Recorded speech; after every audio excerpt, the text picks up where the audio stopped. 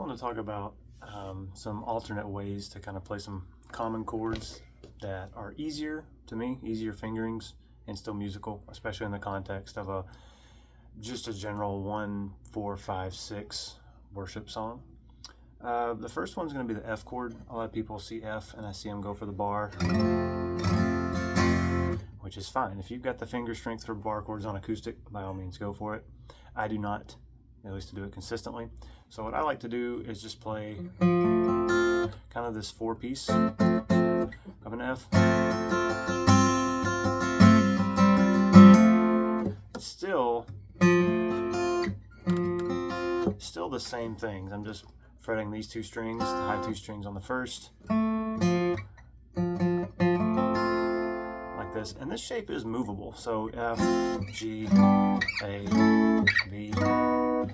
But when you're playing F, you can also raise your second finger and let this A becomes a G. And then put your pinky down on the 3rd fret. So that's your F sus2, F, F sus4.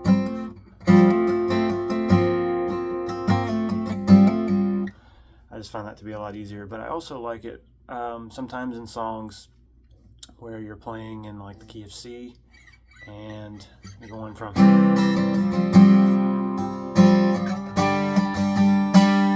I like to move it up to that G and let that G string stay open. It just kind of adds kind of a richness to it.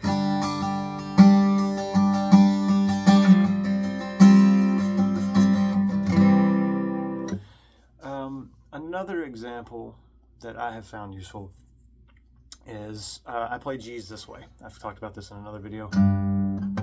I mute the 5th string with the back of my my middle finger to kind of reduce how much bass clutter is going on in there. But I also like to do it so I can play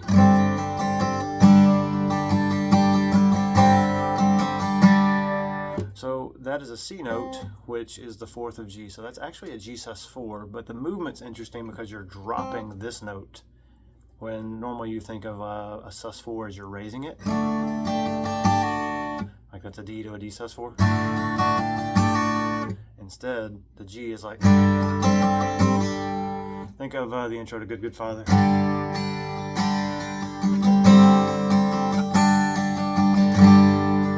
So that's one reason I like to do that, to keep this finger free to do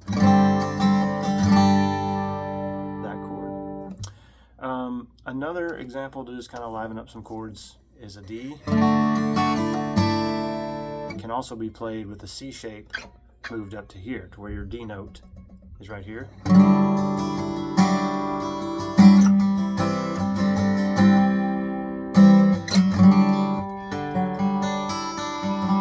I like open strings where I can get them, and that's just kind of it adds like a kind of a richness to it. But it also lets you do that G I was telling you about in the first part of the video. If you drop your pinky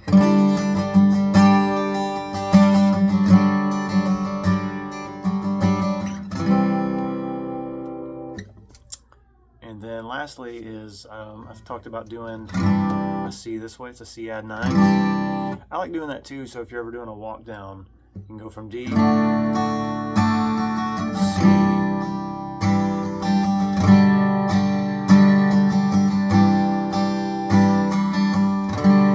that's technically a G over B, so you've got the B in the bass, and the rest of the chord's a G.